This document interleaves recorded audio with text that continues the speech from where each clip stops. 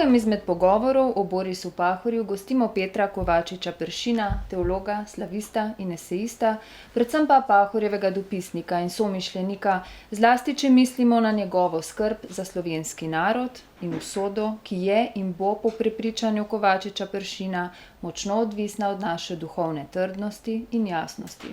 In naj kar na začetku dodam, da bova s Petrom ostala pri tikanju, saj naju je pred več kot desetletjem povezal moj rojak, pesnik in duhovnik Vili Stegu.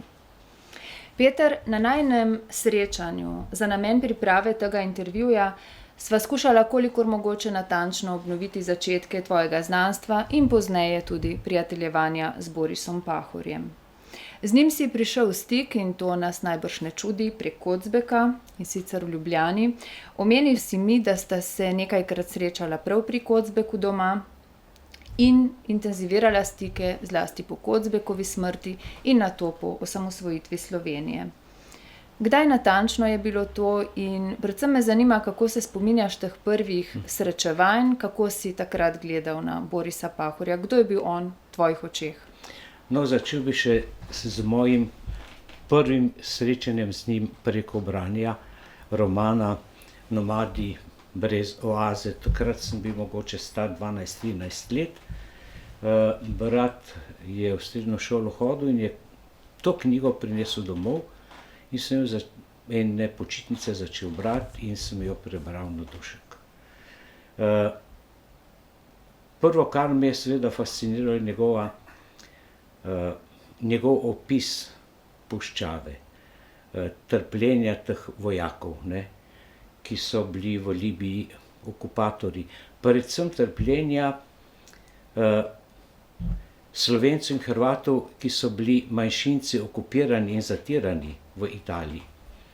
Najbolj me je pa fasciniralo to, kakšen odnos so imeli ti vojaki, ki so šli skozi puščavo, trpeli grozno žejo, in ko pridejo v taborišče, imajo tam tekočo vodo in odprejo pipo in pipa noč in dan je odprta in voda teče. Torej ta psihološki moment, ko človek zgubi eno kontrolo razuma, razumnega obnašanja, to me je najbolj kot, bi rekel, otroka fasciniralo. Pahorja sem že takrat doživel kot človeka, ki ima eno večjo širino, kot je to kmečko naše okolje imelo, ali pa tudi recimo ljubljansko okolje, kjer smo imeli dobre stike s stricem. Ena sestrična je živela v Trstu, od ustanovitve Sovornega tržaškega ozemlja, in smo seveda nekako razmišljali, sočustvovali s tem položajem naše manjšine. Torej, to je bil nek nov svet in Pahorja sem doživel kot človeka svetovljana, kot človeka, ki ima neko svobodo duha, kar pri nas preprosto ni bilo mogoče. To so bili ti naši kraji na Notranjskem, ki so bili izrazito razdeljeni med vojno. In to sovraštvo ali ta nestrpnost, ki je tlela stalno, in tli še vedno, je pravzaprav bila kot ena muka, kot en pokrov na našem življenju. To je bilo osvobojajoče, ko sem Pahorja bral. Kaj pa, ko si ga srečal potem? Srečal sem ga sorazmerno pozno. Namreč Kocbeka sem srečal v prvem letniku študija teologije, 67. Ko sva svoje pesniške začetke z Stegujem mu nesla v nekakšno oceno. On je bil nekakšen mentor teh literarnih začetkov v ljubljanskem Lemenatu, ker je zelo ga zanimalo, kako pravzaprav bodoči pripravniki za duhovnike rezonirajo. No in to prvo najino srečanje je bilo zelo dramatično. On me je vprašal, Steguja, odkje je, njegov oče je bil v taborišču in tako naprej, pa vprašal, odkje si ti, sem rekel, z Rakitne. Se pa zdrznil, ne. On je bil ranjen, ko je izvršni odbor prečkal to Rakitno, ne, in je potem tudi v bolnici Krvavice v Grapi takoj za Rakitno nekaj dni ostal, ne, in to je vedel, da je Domobranska vas. Je rekel, ja, to je pa Domobranska vas. Sem rekel, seveda, se moj oče bil tudi in je 45. bil ubit, ne. In on se je zresnil, ga je zelo prizadelo to in je zavzel čisto drugačen odnos do mene, topel odnos, bi rekel očetovski odnos, ne. Tako da sem jaz takrat videl drug obraz, ne, drug obraz osvobodilnega boja, ne. Čeprav moji rodbini so bili na obeh straneh, ne, dva strica in ena teta so bili na partizanski strani ubiti, ne. In v naši družini ni bilo nobenega, kako bi rekel, sovraštva med nami. Mi smo globoko bili vzgojeni v nekem, ne samo toleranci, razumevanju, kako je lahko prišlo do tako globokega razkola v našem narodu, ne. Odtlej s Kocbekom nista prekinila. Ne. Kako pa vidiš, kako se spominjaš pa Pahorja in Kocbeka skupaj in teh vajnih? Ja, no, jaz sem srečanj? začel že brati 69. no, pravzaprav 67. leta Zaliv, ne. V Semenišču smo nekako ta zaliv dobivali, potem mi ga je pa sestrična iz Trsta prinašala, ne. Tako da nisem preko nobene te ilegalne mreže dobival. In me je zelo zanimalo, kdo je ta Pahor, ne. In tako mi je Kocbek razložil, ne, da sta se onadva spoznala, pravzaprav tudi šele po vojni, v bistvu pa pred vojno, ko je Pahor njemu poslal svoje novele ali zapise o tržaškem življenju v dejanje, ne.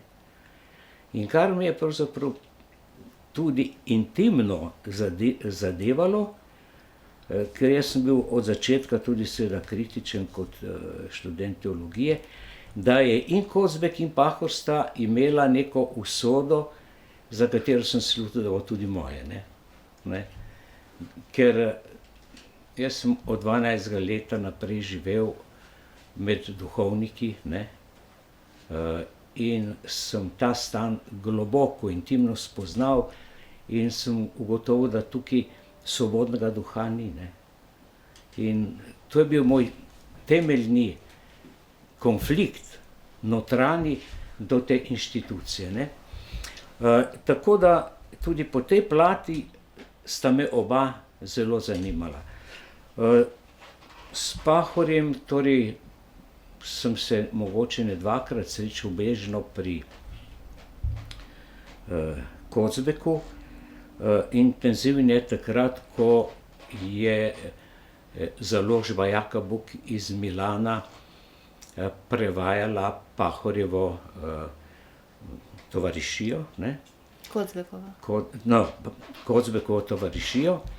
Namreč jaz sem bil 69.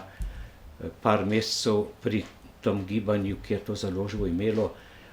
Gibanje se imenovalo Liberazione Comunione, to so bili nekakšni socialdemokratsko orientirani katoličani.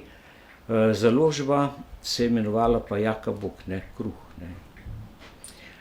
In tudi v pogovorih s temi ljudmi sem prišel, so me spraševali, če je kakšen tak pisatelj, ki bi ga bilo vredno kot nekega dizidenta objaviti. In jaz sem jim predlagal Kocbeka, ne.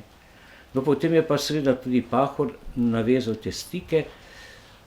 Prvi kontakt, ko je ta skupina prišla v Ljubljano, sem jih jaz peljal k Kocbeku. Tako so se te naše vezi nekako spletle. Dejansko sva se pa intenzivneje začela povezovati in družiti v tistem času, ko je Kocbek pripravljal ta intervju, ki je bil objavljen v Zalivu 75. leta. Torej, Kocbekom sva se veliko pogovarjala, ne samo o medvojnih razmerah, predvsem tudi o stanju duha v slovenski cerkvi, o stanju duha v slovenski družbi.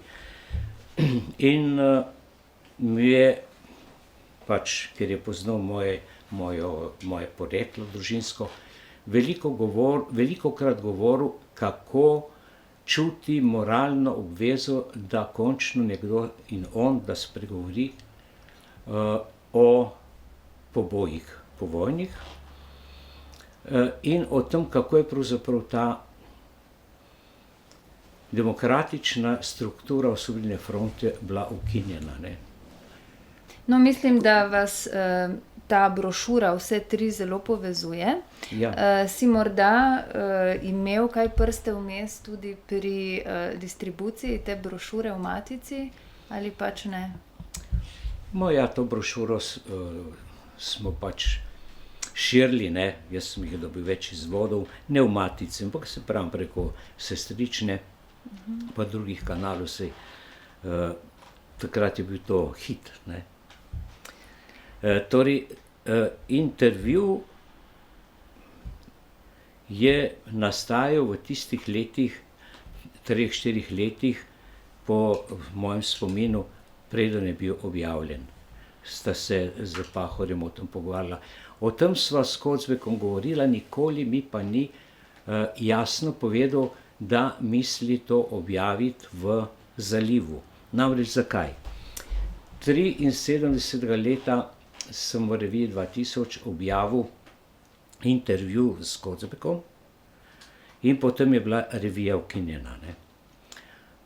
Seveda na fin administrativni način, ne, tako da so spremenili zakon o založništvu in morali smo ponovno vložiti vse dokumente in vloge za ponovno izdajanje in to je trajalo leta in leta, ne. Revijo je dovolil izdajati, samizdat je bil to prvi revijalni samizdat v Jugoslaviji, Kavčič, ne. Ker takrat je že začel zelo demokratično razmišljati, drugače ne bi nikoli mi prišli do te revije. Ukinjena je bila pa istega leta, kot je bil tudi Prostor in čas, ne. Samo mi smo bili mladi, smo bili študentje in smo vztrajali 4 leta, ne, da smo spet lahko začeli izhajati. V tistem času je bilo veliko razliševanj, tudi obisku udbe na domu in preiskav gor in dol. In zato je, to je vse Kocbek vedel, zato me ni hotel obremeniti, ne. Tudi jaz sem si vse zapiske takrat uničil, ne. Tudi nisem hotel zapiskov si delati. Skratka, tisto obdobje do intervjuja je bilo zelo mučno, ker je bilo vse skupaj prikrito, ne. Ko je bil intervju objavljen, so bile karte na mizi, ne, in je bilo lažje, ne. Seveda smo bili vsi večkrat klicani na Udbo za zasliševanje in tako naprej. Pogojevali so dovoljenje s tem, če obsodim Kocbekov intervju, ne. Seveda jaz to nisem hotel, ne, tako sem bil v dosje zapisan kot zelo trmast in za Udbo ne sodelujoč človek, ne, ampak v redu. Ja, če te smem prekiniti, Ja. Intervju, ki ga omenjaš, torej intervju s Kocbekom, je tisti, ki ga je potem Kocbek tudi ponatisnil, pod naslovom Svoboda in nujnost, drži, kaj ne? Svoboda in nujnost. No, in ja, bilo je pa to leto pozneje, ne, 1974. Ja, zaradi tega, ker drugi del je rekel, bom pa poslal za naslednjo številko in zato je potem v to knjigo Svoboda in Unos, ki jo ima Muhorjeva družba izdala, objavil v celoti. No. Tako, ne, ampak govorim, zašel sem naprej in sem že govoril o tem intervjuju s Pahorjem. Ne. Pravzaprav bi te vprašala, ko že omenjaš ta intervju s Kocbekom, ali nam lahko pojasniš mogoče ta njegov pojem nove etike, zato ker si Kocbeka spraševal o mnogih rečeh, o slovenskem človeku, kako gleda na njegovo prihodnost, o njegovem krščanskem izkustvu in med drugim tudi o novi etiki. To pa sprašujem zato, ker ta nova etika je bila nekaj, kar je pravzaprav tudi Pahor podpiral in kar vas vse tri povezuje. Ja. Kaj to je? Kocbek je rekel, etika prihodnosti bo etika solidarnosti. Ne? Tukaj je pravzaprav ta ideja solidarnosti bila v zraku v vseh teh deželah, ki so bile krščanske ali katoliške, sovjetskega bloka ali socialističnega bloka. Poljska solidarnost, ne, iz idejnega jedra išla. To je temeljna ideja personalizma. Ne? Personalizma, ki se rodi pravzaprav v Rusiji. Ne? Z Solovjovom, predvsem pa z njegovim učencem Berdjajevim. Ne? Berdjajev je imel podobno usodo kot Kocbek. Ne? Bil je aktiven član revolucije oktobrske in kmalu gotovo negativne in zločinske torej posledice te revolucije in je izstopil in je potem duhovno akademijo ustanovil v Petersburgu, ne, in je začel razvijati to idejo krščanske socialne misli. Ne. Ampak krščanska socialna misel se rodi pri Solovjovu. Ne. Solovjov pravi, moderna doba bosta zaznamovala dva velika idejna in politična tokova, socializem in pa individualizem, liberalni individualizem. Je rekel, socializem je treba nekako pokristjaniti, ker rešuje eksistencialne probleme človeka današnjega dneva. Ne. Od tam je ta ideja krščanskega socializma, ne, ki je potem preko Monjeja in preko francoskih personalistov prišla do Kocbeka. Ne. Tako da ta ideja je bila nam, ki smo se s personalističnim mišljenjem identificirali s to filozofijo in je tudi ustanovitev revije 2000 bila nekakšna želja obnoviti dejanje in personalizem na Slovenskem, je bila temeljna ideja. Ne? To je pravzaprav ideja solidarnosti, je ideja, ki je zapisana pravzaprav v Evangeliju. Ne? Omenjal si revijo 2000, ob njej Zaliv, pa Prostor in čas, pa bi se rada vrnila še nekoliko k Janezu Gradišniku. Namreč tudi Janez Gradišnik vas vse povezuje, omenil si mi, da si tudi njega spoznal. Gradišnik je bil tudi iz tesnega kroga Edvarda Kocbeka in bil je seveda dober prijatelj Borisa Pahorja. Kako pa se tega sodelovanja spominjaš? No, z Gradišnikom sva se srečavala velikokrat, tudi pri Kocbeku, pa tako na ulici, kot človek je bil zelo zadržan. Ne. On o svojih, bi rekel, osebnih zadevah in veliko govoril. Mi je pa prinašal esprit. Ne. On je bil naročen in ko je prebral čez kakšno leto ali kaj takega, mi je ta esprit izročil. Tudi na koncu mi je cel paket, ne, teh revij izročil, ko je že pač vedel, da odhaja. V tistem času, ko je bil Kocbek zelo preganjen po 75. letu, sem bil je osamljen, ne. Pahor je bil njegov najbolj intimen prijatelj in tega prijatelja ni bilo več, ne. Jaz sem v tistem času me je tudi zanimalo marsikaj iz njegovega Kocbekovega življenja, recimo odnosi v Osvobodilni fronti, Dolomitska izjava, odnos do Ehrlicha in tako naprej, ne. Pa odnos do gosarjev, vsem tam so veliko govorila.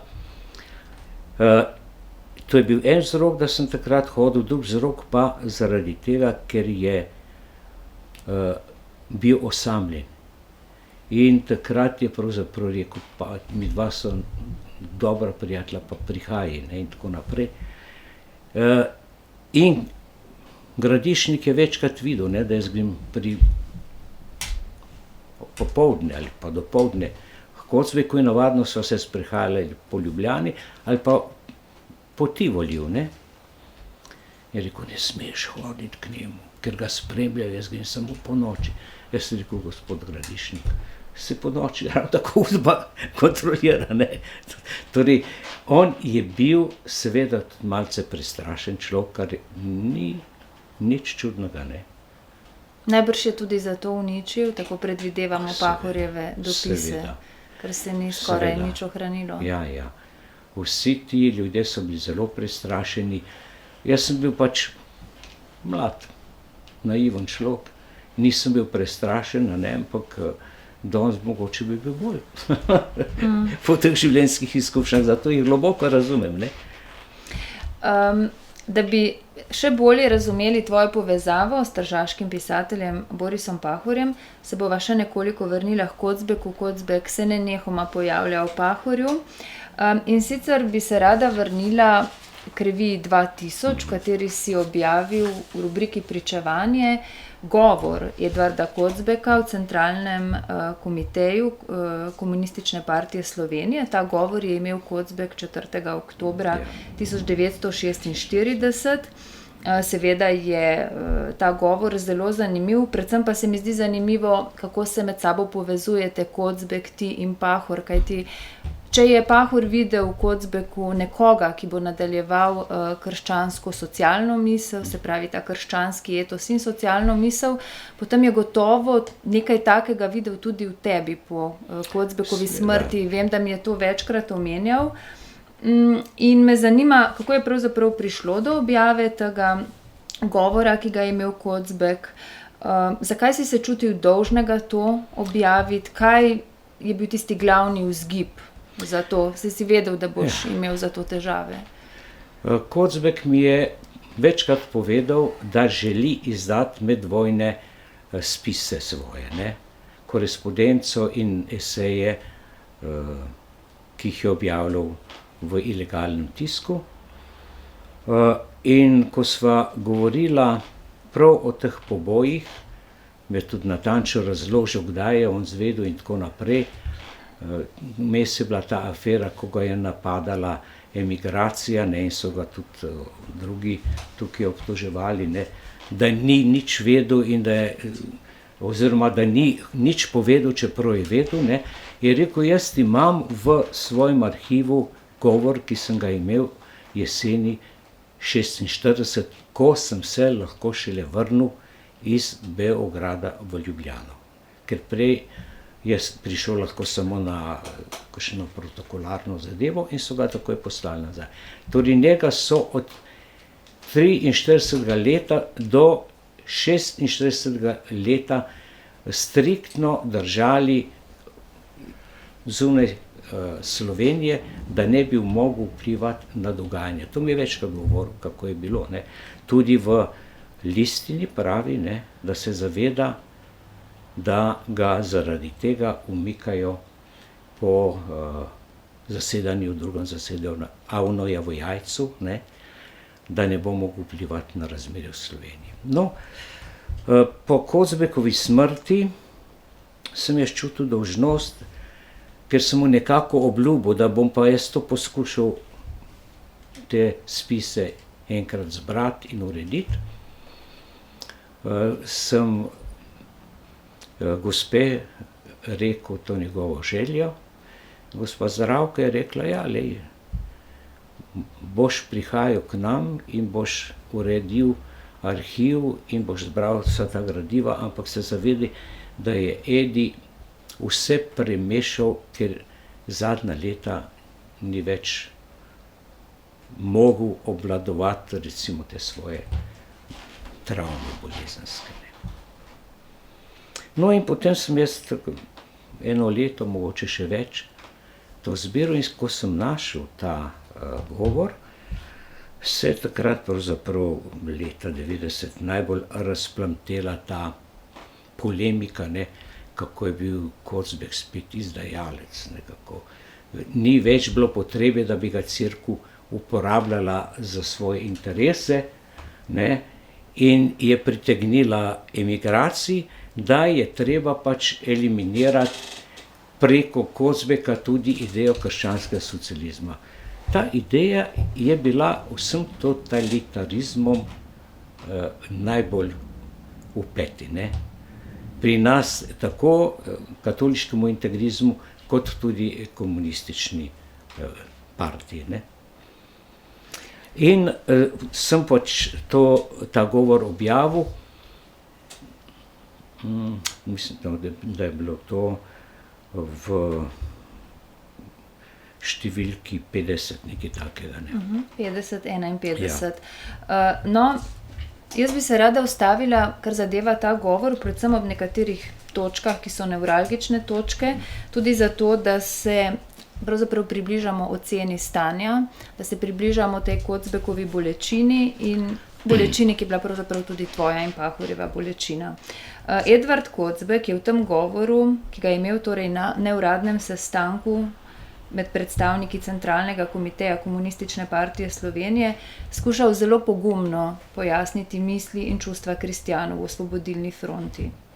Uvodoma ugotavlja, kako je v medtovariškem razpoloženju že takoj po vojni prišlo do različnih temperatur, čuti nezadovoljnost in pravi, to se mi zdi zelo pomembno, ker to poudarjaš tudi ti, kako ta nezadovoljnost ni bila nekaj materialnega, ampak je bila duhovnega, moralnega značaja. Torej, tisto, o čemer je govoril in kar je skušal pokazati tudi v tem intervjuju, ki ga je imel s Pahorjem, je bila demoralizacija poosvobodilnega časa. Prosila bi te, če mogoče v nadaljevanju pokomentiraš nekaj teh pasusov iz Kocbekovega govora. Seveda, Kocbek, kar si že omenjal, začenja žrtvami čiščenja takoj po osvoboditvi in pretresljivo dodaja tudi, kako so številni svojci iskali svoje ljudi, za katerimi je izginila vsaka sled, ne da bi izvedeli za njihovo krivdo in kazen. To je tema, ki je pravzaprav tema intervjuja s Pahorjem. Ja, torej za ta, bi rekel, za to prakso komunističnega povojnega obnašanja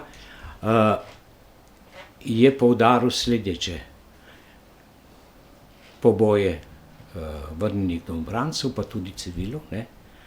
Ko sem pač vodil komisijo za grobišča, smo pravzaprav prišli do številke nekako okrog 15,000 žrtev, 12,000 bi bilo domobrancev, ne, ker so bili seveda mobiliziranci, kot moj oče, ki niti niso nosili orožja, ampak čim je bil nekdo starejši od 18 let, je bil pač usmrčen, ne. Potem preganjanje cerkve, zapiranje duhovnikov, takrat je bilo zaprtih vsaj polovica, če ni več, slovenskih duhovnikov, in pa mačehovski oziroma brutalen odnos do kmetov, ki so jih silili v kolektivizacijo, ne. Kocbek kot kmečki človek je to vedel, kako je to travmatično, in vedel je, da tudi kmečki živelj je jedro slovenske, kako bi rekel, etnične moči, etnične tudi zavesti, ne. Glavna ideja je bila pa seveda, da bi opozoril vodstvo partije, kako so ves čas izigravali to temeljno idejo, da je Osvobodilna fronta pluralna organizacija, ne. ta ideja je bila tista, kar Pahor večkrat poudarja, ki je njega prepričala, da je pristopil k Osvobodilni fronti, ko se je vrnil 63. leta v Trst. Čeprav je vedel za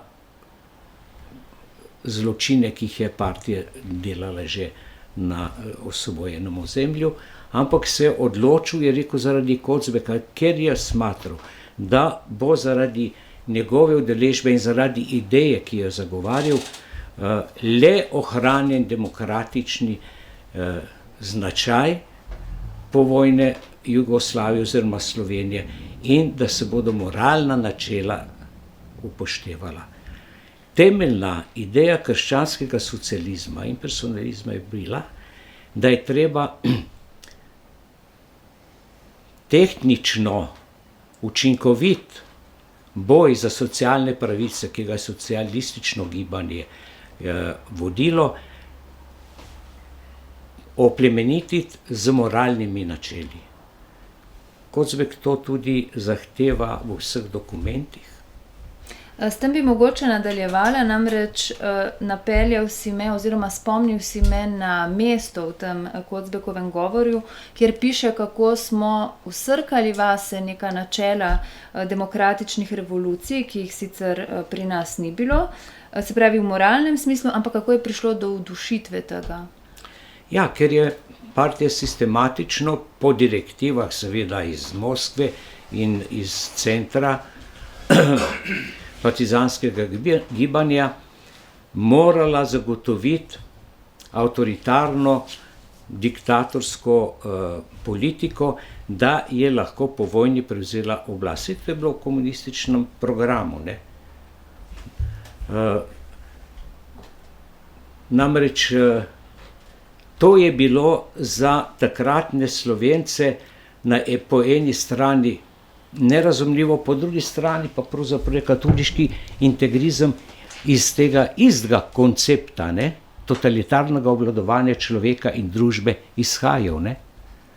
Se pravi, da je bila samo nasprotna stran, ki je skušala uveljaviti enake metode, ne, in bolj učinkovite, kot seveda je bil katoliški integrizem, ker je vendarle izhajal iz nekih moralnih ozirov, ne. Torej, Kocbek je bil s tem dogajanjem soočen, če berete Tovarišijo Palestino, ves čas, od začetka. Ampak mogoče se malo tudi sam zatiskal oči pred resničnostjo, vendar je ves čas opozarjal, on je tudi legalno pošiljal vodstvu krščanskih socialistov v Ljubljano, naj preprečijo likvidacije. Ne? Naj obrzdajo voz, ampak krščanski socialisti, ne, Stanovnik, ni imel nobenega vpliva, ne. In partija se je tudi potrudila, da so ga Aleša Stanovnika, za katerega je Kocbek rekel, da bi bil primeren kot politično misleč človek, da bi bil vodca Osvobodilne fronte, in je to tudi predlagal, ne, namesto sebe, so ga tudi prepustili likvidaciji. Jaz sem govoril z Janezom Stanovnikom, njegovim nečakom, ki je bil že v pokoju, ne, sem rekel, dajte mi vi povedati, ali je res to, da je partija zavestno žrtvovala Aleša Stanovnika. Je rekel, dokumentov ni, je pa jasno. In sicer iz dveh razlogov. Komunisti, tudi Kidič, Kardelj, ki so ilegalno prišli v Ljubljano za nekaj časa, so pri katoličanih, pri krščanskih socialistih živeli, kjer ni bilo izdaje, ne. Krščanski so bili pa pri komunistih, ne, nastanjeni, to je bil, rekel, en razlog, drugi razlog je bil pa ta. Takrat, ko je bil Aleš zaprt, ne bi smeli napraviti nobene likvidacije, ne, voz. ker je bilo jasno, da bodo potem vse vodilne člane osvobodilne fronte likvidirali. In so šli najbolj občutljivega torej najbolj občutljivo zadevo za nasprotno katoliško stran likvidirati, so šli Ehrlicha. Po tej likvidaciji so bili likvidirani tudi Aleš in še vrsto drugih, predvsem krščanski socialisti. Ko govoriš o likvidacijah, se je gotovo treba ustaviti ob Kozbekovem govoru, tudi ob njegovem premišljanju o uvedbi tajne politične policije, ki da jo človek začuti ob vsakem še bolj prostodušnem premiku. In z njo si imel v času prijateljevanja s Kozbekom tudi sam precejšnje težave. Pripisuješ to dejstvu, da si sodeloval s Kozbekom in Pahorjem, ali misliš, da bi se to tako ali tako zgodilo zaradi tvoje dejavnosti? No, seveda, revija sama je bila trn v peti partiji, ne. Mislim, 2 leti smo se tudi, da je sploh prišlo do dovoljenja in to za časa Kavčičeve vlade, ne. Po 73. letu 4 leta ni bilo mogoče nič, ne. Takrat sem imel tudi kar dosti veliko težav z UDBO. 77. je bil pa, mislim, da v Beogradu kongres neuvrščenih, ne. In takrat je prišlo dovoljenje. Jaz se razlagam to tako, ker sem bil jaz tista leta tudi brez službe, ne. In sem dobil ponudbo, da grem na Deutsche Welle, ker so se me hoteli znebiti. Jaz sem imel že 2 sinova in sem rekel, če bom jaz šel v tujino, pač moji otroci ne bojo več 100% Slovenci. Tudi žena ni bila za to. In sem šel pač direktno do Ribičiča, ki me je sprejel, ne, kadar sem zaprosil za sprejem, me je vedno sprejel in so se pogovarjala normalno, ne. Recimo tudi, ko je šlo za primer Grmiča, ne, sem mu direktno povedal, ne, da ga zlorabljajo, ne. No, in sem mu rekel, glejte, vi ste zdajle dali, in ravno takrat so dali dovoljenje za obnovo revije 2000, sem rekel, jaz sem brez službe, jaz moram poskrbeti za družino, če mi ne daste eno službo, ne, bom šel v Nemčijo in revije ne bo. Vi to veste, ne. On je poklical sekretarja in rekel, da mi v pol ure zrihtaš službo. No, in res v pol ure pride nazaj sekretar in pravi, ja, bo dobil na založbi Mladinske knjige. No, torej, pozneje sem zvedel od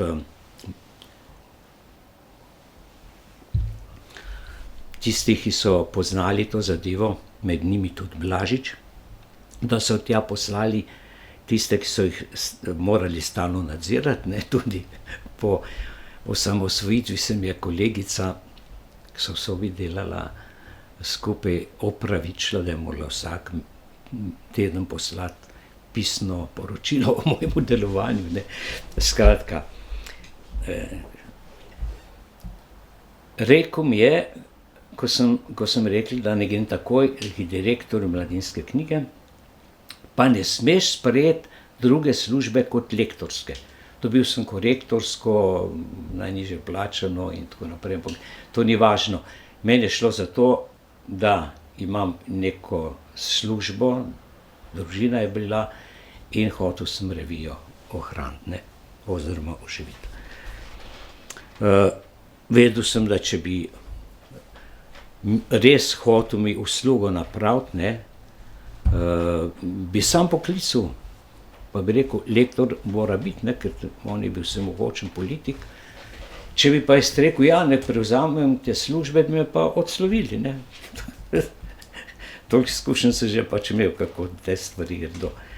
Te je pa zanimalo pozneje, kaj se je zgodilo s tvojim dosjejem. Tule imam dokument, ki si mi ga poslal pred najnim pogovorom, da je namreč Služba državne varnosti imela odprt osebni dosje z oznako 13868 in ti si dobil potem po poizvedovanju odgovor, da je bil ta dosje uničen. Ja. Ni te pa zanimalo, da bi ti pripravili ohranjene dokumente, kjer se omenjaš? No, mogoče bom kdaj to, če bi kaj, recimo, kakšne spomine pisal. Ne gre za to, da bi zdaj, ko je bila ta euforija teh dosjejev in te, kako bi rekel, razprtije oziroma dejanj, ki so samo razprtijo v ljudstvu pospeševali, da bi še jaz svoj lonček pisal brez potrebe. Nekaj mi je sicer ta takoj uradnik na državnem arhivu, Arhiv Slovenije. Ja, Arhiv Slovenije povedal, recimo, tukaj je poročilo, ker je šel na CK-ju tukaj, kaj je videl Tomašič in tako naprej. Se rekel, mene zanima zaenkrat. To še lahko vedno zahtevam. Uradno so mi pa seveda ta dokument dali, tako da pač nek dokument je. Ni samo moji dosjeji uničen, učinek je bilo veliko dosjejev. Rada bi se še nekoliko vrnila k temu Kocbekovemu govoru in s tem od njega tudi poslovila. Namreč moram priznati kot človek mlajše generacije, da me je precej presenetilo oziroma da sem osvežila svoje poprejšnje vedenje, da je pravzaprav Kocbek kot progresivni katoličan sprejel stališče, da se izvaja napredna slovenska politika na temeljih marksizma, vendar da si je kot napredni katoličan seveda tudi želel, da bi ta politika vključila vse tvorne moči in da bi prišlo, torej da svetovni nazor ne bi bil ovira, kar je pravzaprav Pahorjev pluralizem, eden njegovih glavnih konceptov. In zdi se mi, da od tod izvira ta največja bolečina in Kocbeka, Pahorja in konec koncev tebe. Ja, zakaj je pristal na sodelovanje? Ker Gosar, ki je zavrnil sodelovanje, ga je Kidič osebno vabil, da bi sodeloval v Osvobodilni fronti, mu je Kidič rekel, ja, pa vi veste, da bomo mi zmagali, rekel, vem.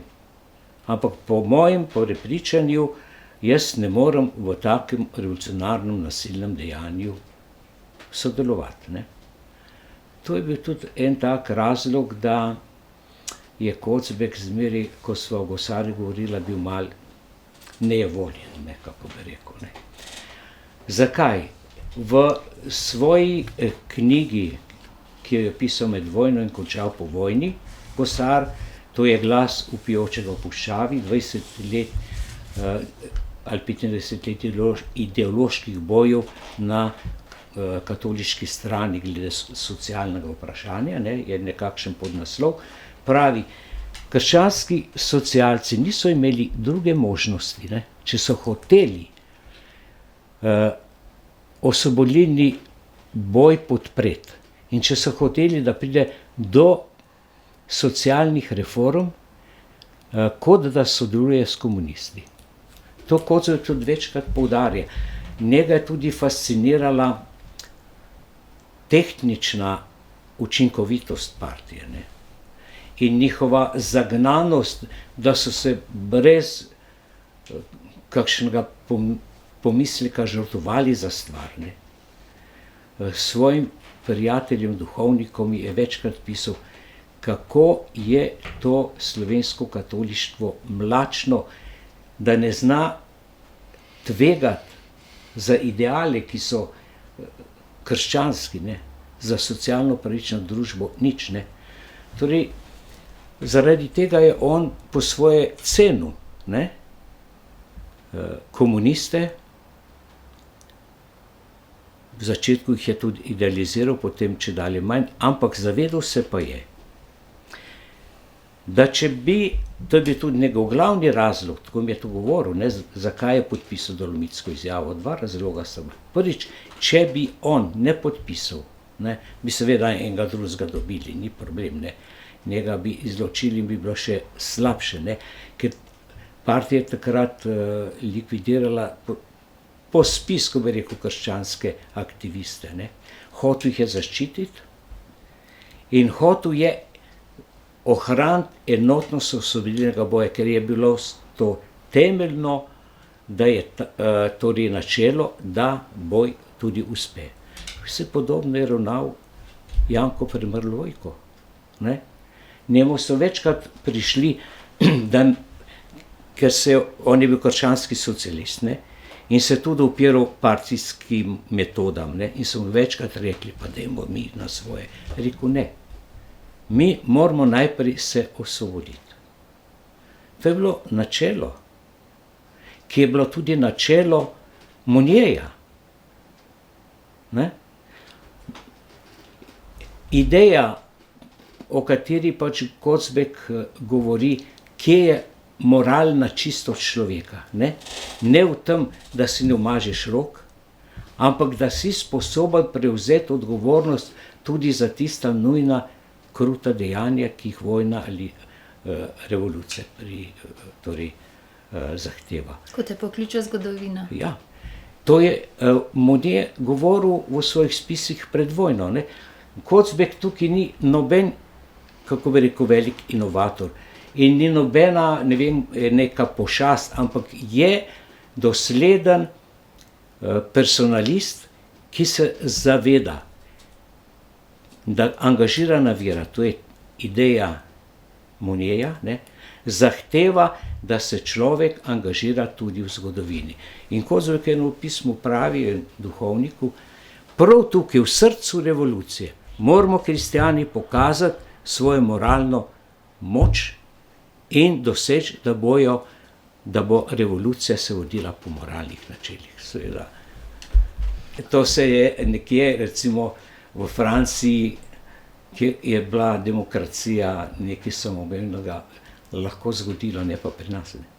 Pahor si je zelo želel in ti o tem tudi pisal, da bi se tudi ti angažiral. Zelo si je želel, da bi obnovil krščansko socialno gibanje. Kaj se je s tem zgodilo? On namreč piše, in to se da razbrati marsikje tudi med vrsticami, da se je demokracija po letu 90 sfižila, da je treba ustanoviti stranko, ki bo krščansko-socialna. In tu je videl tebe kot figuro. Kaj se je zgodilo s tem gibanjem? No, zdaj, če se malo vrnem na to vprašanje. Pri pripravah za prve demokratične volitve sem bil ves čas zraven. Tudi pri ustanovitvi torej demokratične zveze. Ampak ko smo prišli na ustanovni sestanek v Cankarjev dom, sem videl, da me preprosto so črtali iz upravnega odbora. Ne.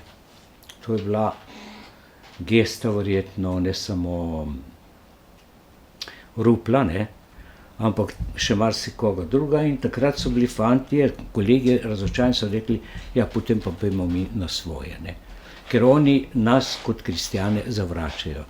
To je ta sindrom, ki se nadaljuje iz partijskega odpora do vsega krščanskega v novih liberalnih strukturah političnih. Ne? No in šele takrat sem napovedal, ne, ustanovitev. Ampak mi smo že leta in leta pred tem se pogovarjali o angažiranosti. Ne? Smo, recimo z revijo Enciklopedija Moderna sem sodeloval. Ne? In večkrat smo imeli tudi pogovore v Zagrebu z Jorosom, ki je bil urednik. Mi smo analizirali stanje in mi smo vedeli, da bo prišlo do razpada Jugoslavije. Se nismo oslepili. Ne? Tudi, da bo prišlo do krute državljanske vojne. Ne? Kar so še, ko je bila že vojna v Jugoslaviji in smo se mi nekako rešili te jugoslovanske armade, so še vsi mediji pri nas in strokovnjaki vojaški govorili, da to ne more biti, Bosna se bo absolutno rešila. sem takrat pisal, da bo najhujše klanje pravzaprav v Bosni, ne. Ker sem pač 5 let živel na jugu in vem, kaj to pomeni, ne, kakšna je mentaliteta. In tudi vedeli smo, kako funkcionira Jugoslavija na dnu, ne, med ljudstvom, ne. Ta slepota je značilna za politiko, tudi sedanja politika živi v svojem mehurčku, v svojih kabinetih, ne vidijo realne slike, kaj se med ljudstvom dogaja, ne. In pol jih preseneča marsikaj, ne. Oprosti, ker te prekinjam, Ja. ampak zdi se mi ravno tu prava točka, da vprašam, namreč, ko govoriš o Jugoslaviji. Ja. Pahor je vendarle gojil tudi neko upanje, da bi lahko prišlo do federalistične No, ureditve. sej to sem hotel reči, ne. Tam v Zagrebu smo se večkrat pogovarjali in smo rekli, da ne pride do državljanske vojne, mi moramo ohraniti enotnost Jugoslavije, da Jugoslavija kot enotna stopi v Evropsko unijo, ampak da tam zagotovimo avtonomijo, se pravi tudi jezikovno avtonomijo vseh narodnostnih skupin, ne. To je bila naša parola, ne. Pahor je upal, da se v Jugoslaviji ne bo zgodilo to, kar se je, ne, in je rekel, edina zaščita za naše manjšine je enotna Jugoslavija. In glejte, 30 let po osamosvojitvi se slovenska politika za manjšine ni zanimala nič. Tudi ta vlada, ki je prišla, njene prve izjave so bile, kako je vse lepo urejeno in kako so najboljši prijatelji z Avstrijo, Italijo in tako naprej. Zdaj nekako so začeli malo spregledovati. Torej, to je bil razlog, ker je poznal mentaliteto slovenskih politikov in poznal je, kakšen je odnos tudi danes še in bo jutri ravno tako na Koroškem in v Primorju italijanskem, kjer živijo Slovenci. Ne? Zato je imel velike skepse. Drugače smo pa, jaz sem mu pa tudi govoril, takrat sva veliko govorila, ne, o tem in sem mu rekel, veste, Jugoslavija bo razpadla, ni mogoče pričakovati, ne.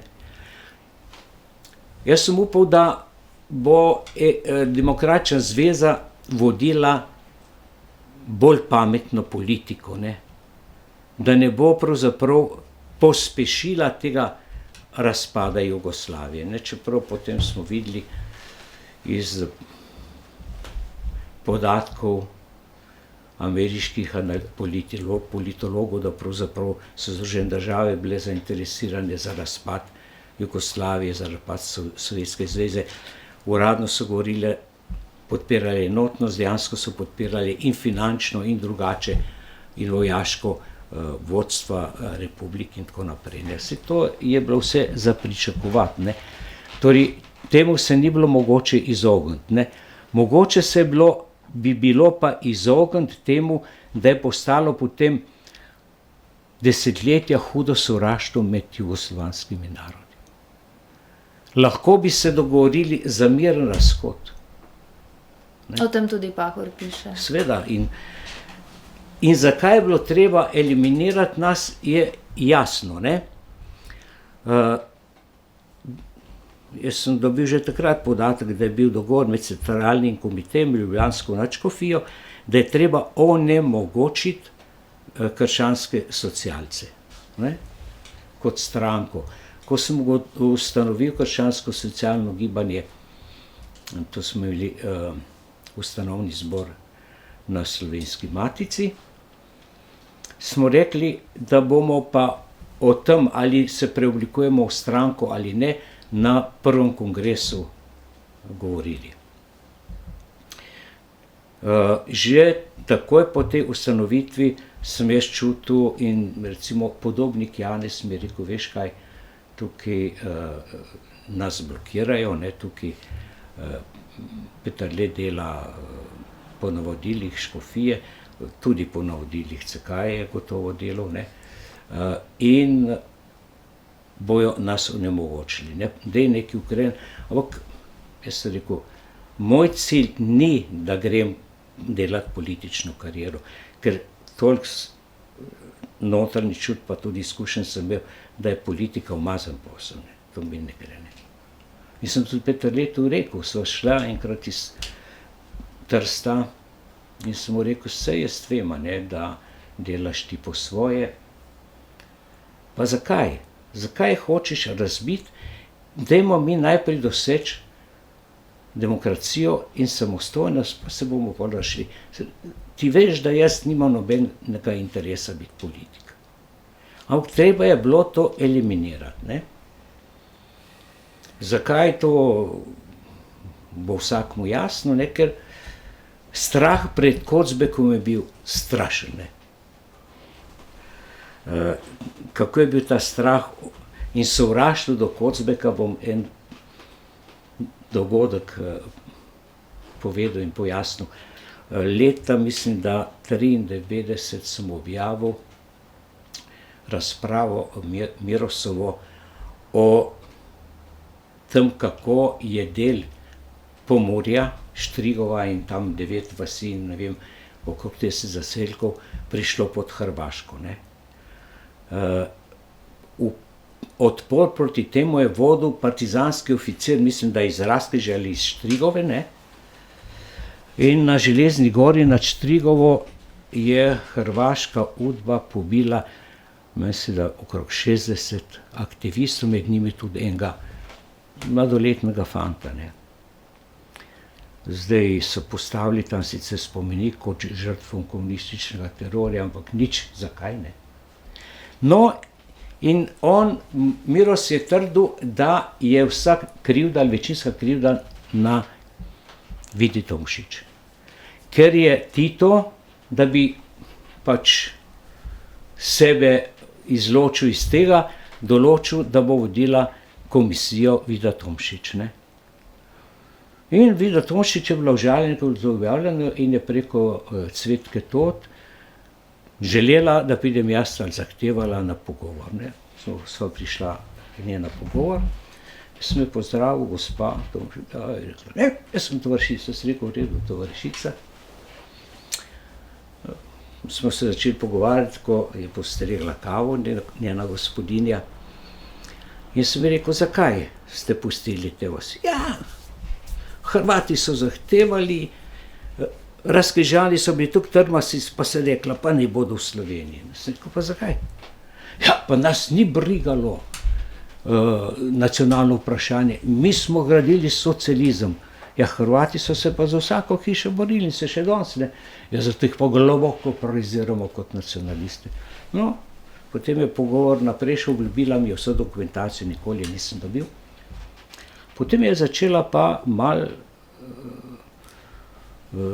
štenkati, kot da rečemo po domače, ne. Pa ja, vi pa pišete o socialni problematiki, pa vi ste še zmeraj nek socialist in gor in dol. In sem omenil Kocbeka, ne. Je znorela, ne. In potem je ta pogovor se v nek konflikten trenutek obrnil in jaz sem rekel, tovarišica Tomšičeva, to je le čudno, ne. Vi ste v imenu socializma žrtvovali Slovence, ne, večjih tudi v Istri, ne. Zdaj pa v imenu česa? Kapitalizma žrtvujete vse pridobitve vaše revolucije in socialistične družbe. Vam nikoli ni šlo ne za socializem, ne za narod, ampak za oblast. Je obstala kot okamenela, jaz sem vstal in sva s Cvetko šla. Cvetka je pa jokala. Ja. No, to se vidi, kako je bil globok strah in odpor do vsega, kar je dišalo po krščanskem socializmu. Enak odpor je bil v cerkvi, ker ko sem ustanovil gibanje, sem želel, da z cerkvijo razrešimo naš odnos. Tvoja želja je bila, da bi bilo krščansko socialno gibanje enotno. Seveda. In da bi cerkev se umaknila iz politizacije. Organiziral je ta sestanek Gril, ne, na sedežu Moša. sklical ga je tudi on, ampak uvodno besedo je imel Načko Šuštar. In tam po njegovem uvodu je on 3 ure in več sedel brez besed, besedo je prevzel Stres. Moj kolega, ki je v reviji objavljal, ki so bila na ti in prijatelja. Ampak tam sva prišla v konflikt, nerazrešljiv konflikt. Idejni, ne? Sem rekel pa, vi ne razumete, kam gre zdaj ta razvoj družbe. Ker Kozovik je meni na zadnjih srečanjih vedno govoril, svet bo šel v desno, v fašizacijo, ohranite socialno idejo. Ne? In jaz sem njemu verjel in mu še danes verjamem. Sem rekel, in tudi cerkev na drugem koncilu je zahtevala socialno angažiranost. Ne? Saj drugi koncil pravi, ne? Delo je prva stvar. Ne? Čas dela, pravica človeka do dela. Ne? No, in je en kolega, ki je bil pa član našega gibanja, hkrati tudi predsednik Marjan Dvornik, predsednik Večškofijskega odbora za izobražence, ne, to je neko uradno telo bilo, ne, je rekel, gospodje, če bi zdajle mi rekli, da bomo ustanavljali klerikalno stranko, bi nam ploskali, zdaj ste pa proti nam. Ne. In je nastala smrtna tišina, sem vedel, da je stvar končana. Ne. No, ko smo prišli potem na tisti sestanek, je Lojze prišel z direktno zahtevo, da škofija ne bo podprla nas na volitvah, da volitve bodo vodili župnijski sveti, ne, za stranko in da zahtevajo, da jaz odstopim in to vodstvo in da to bo krščanska demokracija. Ne. Sem rekel, izvolite, ne, jaz niti ne želim v taki politiki sodelovati. In sem tam rekel, odstopam. In na kar so videli, da bi bil to škandal in so zahtevali, me preprosili, da ostanem. Sem pa rekel, bom ostal do jeseni, ko bomo imeli kongres, pod pogojem, da ne boste pod dokumente, ki jih kot krščansko socialno gibanje objavljate, mene podpisovali, ker se je to dogajalo. Ne. No, in ko je prvič se spet to zgodilo, sem jaz dal v Delu javno izjavo, ne, da odstopam. Ne. To je bilo konec 80-ih. To je bilo seveda 89. leta, pred volitvami. To sprašujem zato, ker mimogrede naj omenim, da tudi Franc Miklavčič Pahorju piše o tem, kako zelo si vznemiril stranko oziroma da si povzročil nezaupnico v svojem krogu. Najbrž gre za to isto zadevo. Ja, vsi so bili fascinirani, da bojo končno zavohali politiko. No, nihče ni razumel, kam to gre. Ne vem, kako to, ampak potem se mi je čez par let Miklavčič javno opravičil, je povabil na sestanek njihove stranke in je rekel, se ti globoko opravičujem, ker si imel prav. Isto Kovač stane, ne. Ampak stvari so šle tako, kot so šle, kot jih je želela ena in druga stran. Jaz nimam nobene zamere, ne.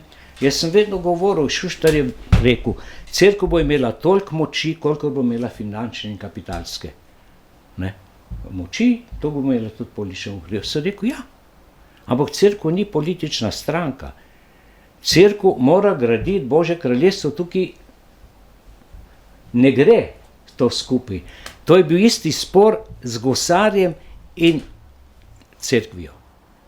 Ker so ga ravno tako eliminirali, ko je on napisal na koncu to knjižico Eden je Gospod, je ravno o tem govoril. Ne. Božje kraljestvo ni politika. Ni katoliška politika, katoliška država. Ne. No, in ampak tvoja misel je živela še naprej tudi po osamosvojitvi v reviji 2000, ki so ti jo potem pomagali dokončno pokopati. Ja, no, torej prvo je bilo tako, da so kakšnega pol leta mi skoraj polovico naročnikov je dalo odpoved po seveda priporočilih iz strani cerkve, ne, in potem je Lojze poslal enega svojega tajnika, ali kar je že bil, enega študenta tamle iz Horjula ali odkje, ne. No, zdaj smo pa mi toliko storili, da revija ne more več obstajati, ne, ker mi smo pravzaprav lahko živeli iz naročnine, ne. Seveda volontersko smo delali, ne. In tudi honorarje smo imeli za tiste, ki niso bili v službi, ne. Boljše, kot je imelo delo. Revija je drugače prenehala izhajati pred več kot 10 leti? Ja, no, jaz sem potem takrat rekel, revija, pove Lojze, to bo obstajalo, dokler bom jaz hotel. In potem sem pač res se temu posvetil, samo zaposlen sem bil v kulturi 20 let, ne, to dejansko nisem nič zaslužil, ne, ker še tisto, kar je bilo, sem pač dal tistim sodelavcem, recimo Samo Resnik, pa take, ki niso imeli nobenih drugih zaslužkov, ne. Ampak v redu, to je moja odločitev, mi ni žal, ne, in imel sem močno podporo v svoji ženi in tako naprej. Ampak dokončno me je likvidirala leva politika. Obe ministrici, Za kulturo? ja, seveda levi, ne. Prvi udarec sem dobil, ko me je Spomenka prepričala, naj prevzamem komisijo za grobišča, ker nihče ni hotel, ne. Takrat je bila leva stranka pod Pahorjevim Borutom, ne, na oblasti, in on je bil predsednik parlamenta. In on se mi je zahvalil in me poklical k sebi. Je rekel, ja, se bomo revanžirali, se rekel, to je volontersko delo, jaz nič ne pričakujem, tudi nočem, ne, ker to je moja moralna dolžnost, da simbolno pokopljem svojega očeta. No, sem rekel, če pa že želite, potem pa dajte status revije urediti, ne. Mi smo dobili drobižek, ne. Mogoče tam 3,5, kaj so bili tisočake, kaj so bili že takrat, ko je Nova revija dobila čez 100 000, ne. Ki naj bi bila oporečniška revija, in tako ne. Sej, nikomur nič ne, samo dejstva so, ne. No, je rekel, to bomo pa takoj naredili. In skličejo na sedežu stranke sestanek in pravijo, lej, koliko izdajaš? Sem rekel, 10 številk na leto in 10 knjig. Daj naprav, račun, koliko to stane. Sem rekel, ne bom jaz naredil. Tam je bil že Osterman, ne, ki je bil za kulturo in za publikacije zadolžen, ne, že v prejšnjih strukturah. Sem rekel, ne, on naredi, no. In na naslednjem sestanku je rekel, ja, to bi pa znesel tamle 56 000. Jaz sem rekel, med 3,5 do 56 je velika razlika. No, sem naredil vlogo, tako kot so, ne, zahtevali, in so mi še za 1000 zmanjšali. Potem sem se pa malo razjezil, sem pisal Pahorju, sem pisal vsem mogočim, ne, in potem so me vrnili na isto, pa mogoče so mi dali par 100 evrov več, ne, ali kaj so bili dolari. No, potem pa, ko je bila ministrica Širceva, ne vem pod kakšen, ampak nihče se ni zavzel, to je bilo leta 10, ne, so nenadoma spremenili pogoje za razpis, ne. Jaz sem izdajal 3 zvezke, to je bilo 6 številk. Ali pa tudi trojni zvezek, ker ni bilo denarja, ne. Zahtevali so pa 4 zvezke, ne. Ampak to je bilo že, ko so bili razpisi zunaj, ne. In zaradi tega so mi črtali kompletno vse, ne. Takrat sem pa rekel, 40 let je dovolj, jaz sem se izčrpal, utrudil, tudi pritiski politični niso bili nič manjši, kot so bili pod komunizmom. Pod komunizmom sem imel mizerno službo v demokratični državi in svobodni državi, za katero sem le nekaj prispeval, ne, niti službe nisem dobil. No, tako. Pripeljal si naj v leto 2010, namreč zakaj je ta letnica pomembna? Zato, ker kljub temu, da je tvoja revija usihala, si se pa toliko bolj povezal s Pahorjem, ki je tudi tema seveda najinega pogovora. In sicer si tudi takrat skušal odpraviti neko krivico. Namreč 23. oktobra 2010 je Borisa Pahorja precej grobo v sobotni prilogi Dela napadel Ivo Svetina. Očital mu je, da je Kocbeka v intervjuju za brošuro Edvard Kocbek, pričevalec našega časa, izkoristil zato, da bi se sam promoviral, s tem, ko ga je pripravil do tega, da spregovori o množičnih pobojih domobrancev in civilov leta 1945. In tu si spet ti vstopil v igro, ko si se odločil nekako pomagati Pahorju, dogovoril si se s časopisom Delo in napravila sta intervju. Ta intervju je bil tudi precej odmeven, Pahor si je dal duška, zelo veliko je govoril v tem intervjuju in to si potem tudi ponatisnil v knjižici Glas iz zaliva. Torej, Pahor sam je poklical in rekel, poslušaj, jaz bom to intervju demantiral, nobenemu drugemu ne zaupam te, daj ti napravo. Sem rekel, ja, bom jaz šel na Delo in sem se res korektno zmenil, so bili pripravljeni. Sem rekel, pod pogojem, da ne boste nič spreminjali, ne, ker to se je vedno dogajalo, ne, se še vedno dogaja. No in to so res korektno izpeljali, decembra je ta intervju izšel. In takrat sva se veliko tudi pogovarjala, ne, on je dodeloval, intervju sem mu poslal, kar jim je zdiktiral, pa je še dodal in tako naprej, kar nekaj časa trajalo, da je ta intervju izpopolnil. In takrat so se dogovorila, da bi pa on rad tudi o svojem svetovnem nazoru, ne samo o teh, bi rekel, političnih nazorih, spregovoril, ne. In so se odločila za intervju, ne, in imam več ur pogovorov z njim, na prosek, ko so se vedno dobivala. In je to v tejle knjižnici Glas iz zaliva, ne, ki jo zaključim z mislijo, seveda, politično je bil utišan, ampak Glas iz zaliva je preživel vse ujme in jih bo in bo še vedno nagovarjal Slovence in to se res dogaja, ne. Skratka, Pahorja je vznemirjalo tudi vprašanje vere, religije, ne. Ta vprašanje transcendence, ne, kar je razumljivo, saj je bil teolog, tudi teologije imel, ne.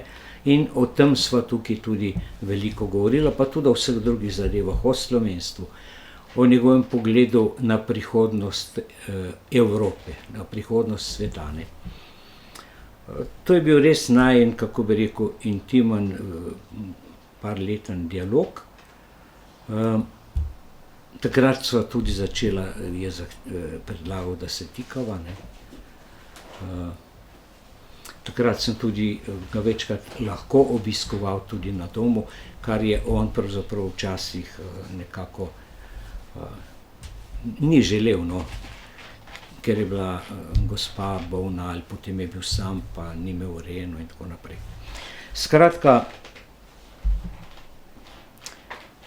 ko omenjaš Pahorjev svetovni nazor, ja, bi te vseeno še vprašala, namreč Pahor je bil ves čas zvest Kocbekovemu naziranju, torej krščansko-socialni misli, ja, vendar se nikoli ni opredelil zanjo. Vedno je dejal, da je po prepričanju socialdemokrat. Ja. Hkrati pa vem, da ga je zadnje desetletje zelo vznemirjalo tudi vprašanje smrti in konca in da je zase večkrat dejal, da je religiozen človek, vendar seveda ni konfesionalno veren. Kako bi čisto na kratko zdaj strnil in pojasnil to njegovo naziranje? Njega so etiketirali kot da je panteist, ne. On je nas večkrat citiral Spinozo, ne, Deus sive natura, ne. Seveda, če to sintagmo razumemo v okviru ontoteološke paradigme, je to schizma, ne. Ampak če pa razumemo v okviru sodobne, moderne teologije, ki sprejema evolucijo kot dejstvo, razvoj sveta in človeka, pa tukaj nobenega vprašanja, ne. Ne gre za naravo kot nekaj fizičnega, ampak za to vse bivajoče, ki je od nekje nastalo, ki nekdo to vse bivajoče vzdržuje in kako zdaj to vse bivajoče povezati z idejo Boga, ne. To sedanji tudi katoliški teologiji, v mistični teologiji, ne, že pri mojstru Eckhartu so te stvari jasne, ne. Ampak vsa ta mistična teologija je v rimskem katolicizmu nekako zamolčana, ne. Danes je pa tako, ne, da s temi mitičnimi predstavami o Bogu in mitičnimi predstavami o verskih resnicah mi ne moremo več nagovoriti modernega človeka. Ne rečem, da človeka v Afriki, ki še živi v mitičnem svetu, v Aziji ali pa recimo, ne, tudi pri nas, ne, tudi pri nas je gotovo vsaj 20% Slovencev ali še več, ne, ker recimo tudi verovanje v mitološke predstave so tudi v New Ageu prisotne, ne. To oživlja, ne, ampak to je pravzaprav degradacija zavesti, ne. Drugače pa treba tukaj začeti odpirati to vprašanje in jaz sem skušal to tudi nekako dopovedati, da tukaj ni vprašanja na tem, ne, Deusove nature, ampak gre za to, kako razumemo mi sploh stvarjenje, idejo Boga in seveda, kako razumemo človeka. Ker človek je, to pravi Trstenjak, nedokončano bitje. Bitje, ki je še vedno v evoluciji. Živalske vrste, ne, s katerimi smo tudi nekako blizu, recimo šimpanzom, imajo čustva, imajo neko, bi rekel, sklepanje, racionalno in tako naprej. Imamo podobnosti, ampak duhovne zavesti nimajo in moralne odgovornosti nimajo, ne. Rodbinska povezava, ja, ne, to. Krvna povezava. Zdaj, v tem kontekstu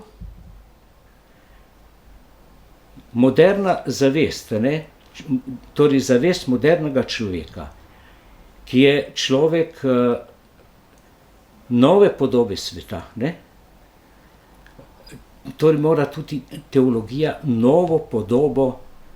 novo podobo v svojem oznanjevanju, v svojem pojasnjevanju tega dejstva, ki ga imenujejo tradicionalne religije, Bog razlagati, razumevati, ne.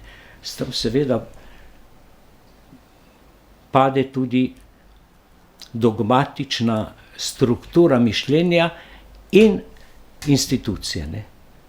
In zato se to tako težko v sedanji tudi zahodni družbi uveljavlja, ne. Lahko bi rekla, da sta se s Pahorjem, z vajinimi pogovori pravzaprav vrnila k njegovim začetkom. Najbrž ga je to vse skozi Ja, in predvsem vznemirjalo. Kocbeku, ker edini mislec ali tudi pesnik, recimo Kocbek v drugi molitvi, v svoji pesmi molitev, ne, to vprašanje definira s pesniškim jezikom, ne. Noben drug literat pri nas ni prišel tako globoko do nove vizije, ki nekako, bi rekel, utrjuje vero v to prasilo, ne. Prasilo, duhovno prasilo, ne, kakorkoli jo imenujemo. Jaz pa bi rada zaključila s Pahorjevo srčno skrbjo za usodo slovenskega naroda in ti ponudila za sklep misel, ki si jo zapisal ti Pahorju leta 2009, da bo naša bodoča slovenska usoda, enako kot od naše narodne zavednosti, odvisna tudi od naše duhovne trdnosti in jasnosti. Seveda to misel še naprej razvijaš, ampak tisto, kar me zanima, je, kaj je zate, tudi skozi oči Pahorja, danes vprašanje slovenstva. Predvsem je vprašanje naše, kako bi rekel, zavesti, temeljne zavesti. Ne? Ker človekova zavest ni zavest živali, ki se bori za preživetje.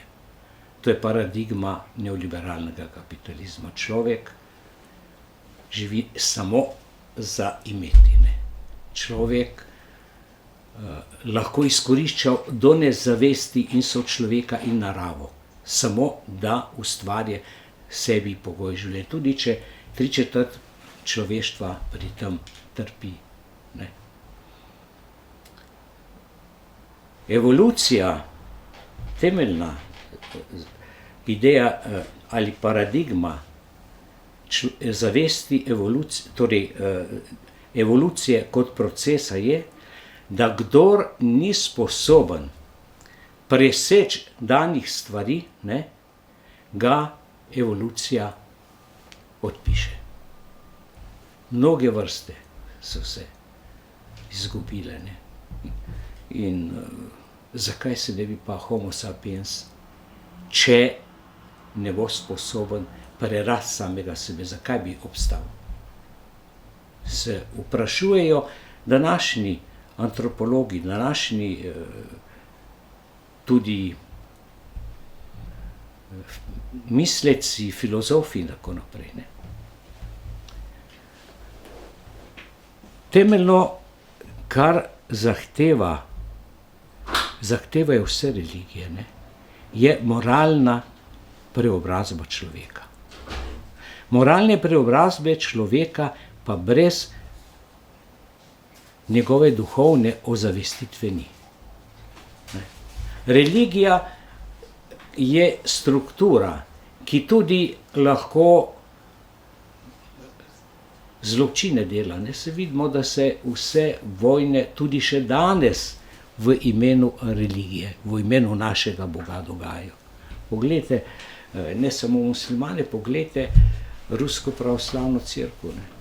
Imel sem to srečo, da sem tisto jutro, ko sem zvedel o napadu Rusije na Ukrajino, odprl Russia Today in vidim v katedrali Kristusa odrešenika v ornatu patriarha Kirila, ne, ki je z tako, kako bi rekel, euforijo govoril, da to ni vojna nasilja, ampak to je metafizična vojna, ki bo vrnila Evropi in Zahodu krščanske vrednote in tako naprej. Ne? Torej, tudi danes se vojne v pretežni meri v imenu religije. Zato, ker te religije nimajo duhovne osnove. Zato pravim, če hoče tako izpostavljen narod in tako ranljiv narod, kot smo Slovenci obstali, potem imamo eno samo izbiro. To pa je? Da mi osebno vsak zase in tudi kot narod obnovimo moralno in poduhovljeno življenje. Ne? Vsa naša politika v zadnjih 30 letih gre v nasprotno smer. In tudi vsa, bi rekel, pastorala, ne?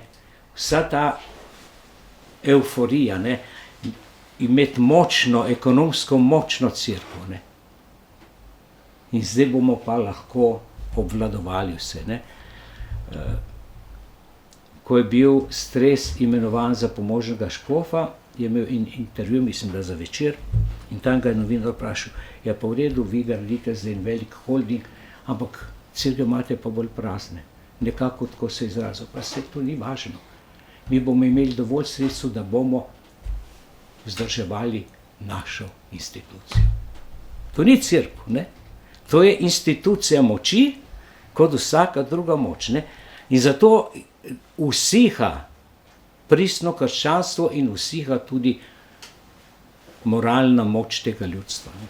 Kako ne rečem. Če sem te pravilno razumela, potem lahko skleneva z mislijo, da vprašanje slovenstva ni politično, ampak je duhovno, moralno in absolutno kulturno vprašanje. Tako je. Peter, najlepša hvala za pogovor. Prosim.